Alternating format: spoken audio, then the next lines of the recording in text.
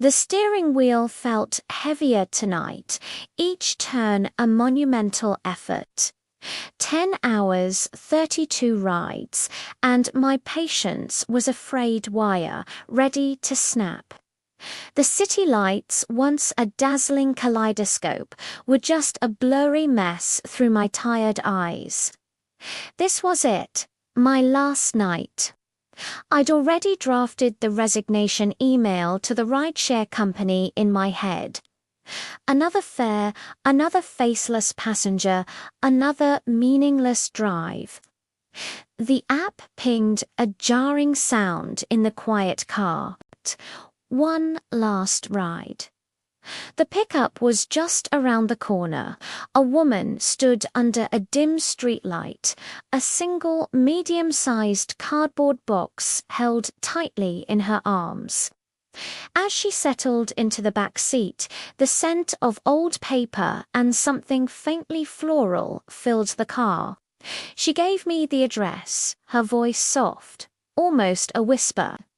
It was on the other side of town, a long, quiet drive through sleeping suburbs. I glanced in the rearview mirror. She was probably in her late 60s, her face etched with a gentle sadness, her eyes fixed on the box in her lap. We drove in silence for the first few minutes. Usually I'd try to make small talk, but tonight the words wouldn't come. I was too wrapped up in my own exhaustion, my own sense of defeat. This job, it just grinds you down. You become invisible, just a part of the car that gets people from A to B then. She spoke, her voice still quiet but clear. He would have loved this view. I followed her gaze out the window to the city skyline glittering against the dark velvet of the night sky. My husband, she clarified, her fingers tracing the edges of the cardboard box. He was an architect. He saw buildings not just as structures, but as stories. He would have pointed out every single one, told me its history, who designed it, what dreams were built into its foundation.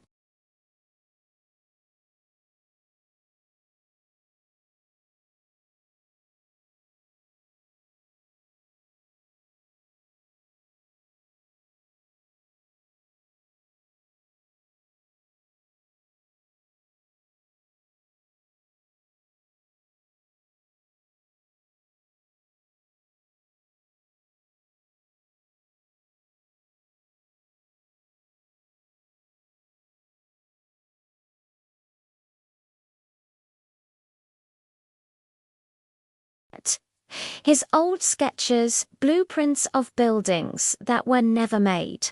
Letters he wrote to me, a collection of pebbles from every beach we ever visited. Her voice caught for a moment. He passed away last month. I'm moving to live with my daughter tomorrow. This is what's left. This is what I couldn't bear to leave behind. Suddenly, my own frustrations seemed so small, so trivial.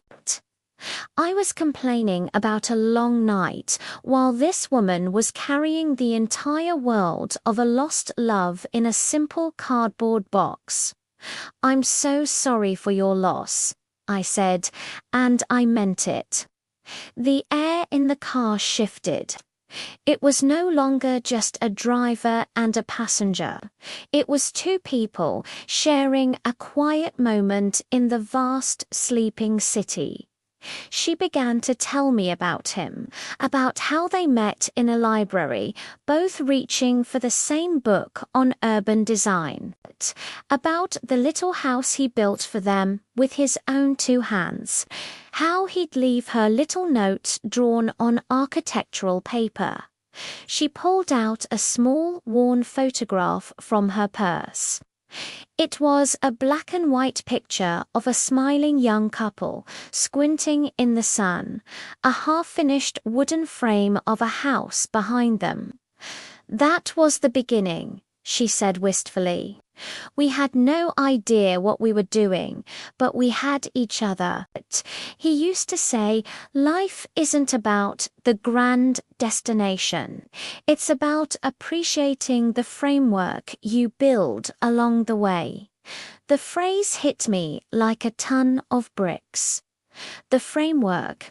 I had been so focused on the destination, quitting this job, finding something better, that I hadn't paid any attention to the framework I was building. Every ride, every person, every brief conversation. Maybe they weren't meaningless. Maybe they were small, sturdy beams in a larger structure I just couldn't see yet. This woman, with her box of memories, wasn't just another fare. She was a story, a lesson, a quiet reminder of what truly matters. She told me about their travels, how her husband would collect maps and draw their routes, adding little illustrations of things they saw. He didn't just see a road. He saw the journey, the connection, the adventure. I had driven these same roads thousands of times, seeing them only as lines to get me to a GPS pin. Tonight, for the first time, I saw the gentle curve of the road as it wound through the park, the way the streetlights cast long dancing shadows, the old oak tree that must have stood there for 100 years. She didn't cry. Instead, she spoke with a warmth and a love that was so profound it felt like he was right there in the car with us. She was carrying his legacy, not as a burden, but as a source of strength. She was keeping his way of seeing the world alive. He taught me to find the beauty in the mundane, she said, looking out the window again. A crack in the pavement could be a river on a map. A rusty fire escape could be a ladder to the stars. It's all about perspective. Perspective. That's what I had lost. I was just a driver, stuck in traffic, dealing with rude passengers, counting down the minutes. But maybe I was also a keeper of stories, a temporary confidant, a silent witness to the countless little dramas of human life playing out in my back seat. The man rehearsing a proposal, the student cramming for a final, the tourist seeing the city for the first time, the woman carrying a box of a lifetime's love. I wasn't just driving a car, I was moving people, and not just physically. When we pulled up to her daughter's house, the porch light was on, a warm, welcoming beacon. Before she got out, she turned to me. "Thank you," she said, "for listening." It's the first time I've really talked about him like that. It helped. I just nodded, my throat tight. No, I managed to say, "Thank you." She placed a $20 bill on the console, but it wasn't about the money. "Keep it," she insisted. "Buy yourself a good cup of coffee in the morning. And remember to look at the framework." She got out, holding her precious cargo, and walked up the path to the front door, which opened before she reached it. A younger woman enveloped her in a hug, taking the box from her gently. I watched them go inside, the door closing on a scene of quiet love and reunion. I sat there for a long moment, the engine humming softly.